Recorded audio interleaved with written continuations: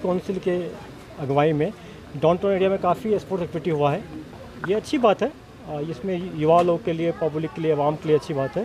Sports से बहुत सारी जो प्रॉब्लम होती है दूर होती है और मैं चाहूँगा कि इस एक्टिविटी को और बढ़ाया जाए और रात में भी यहाँ मैच होना चाहिए, होता भी है और इसका फ्रीक्वेंसी बढ़ना चाहिए। देखिए, किसी स्टेट यूटी का जो पुलिस फोर्स होता है उसका पब्लिक से ऑटोमेटिक दिन प्रतिदिन डेली बेसिस पर रहता है, इंटरेक्शन रहता है, तो स्पोर्ट्स उसमें मदद करता है। लेकिन ऐसा नहीं कि इसी स्पोर्ट्स की भी करके पुलिस पब्लिक के बीच में पॉपुलर हो सकता है, रिलेशन बनेगा। पुलिस जो ऑर्गेनाइजेशन है अगर वो अपना पुलिसिंग ठीक से करे, नॉर्मल क्राइम डिटेक्शन करे, जो सोशल क्राइम पर ध्यान दे और मिलिटेंसी फाइट करे, टेररिज्म फाइट करे, तो उससे भी पब्लिक खुश होती है। और हम लोग का कैलेंडर है, करते आ रहे हैं और हमारा जो जे.एन.यू. पुलिस आर्मिंग है वो बड़े बड़े इवेंट कराते आ रहे हैं स्पोर्ट्स मीट में। देखिए, कुछ दिन पहले तक डाउनटाउन कुछ महीने के लिए कुछ एस्पेक्ट में बदनाम था, लोग यहाँ आने से जजते थे।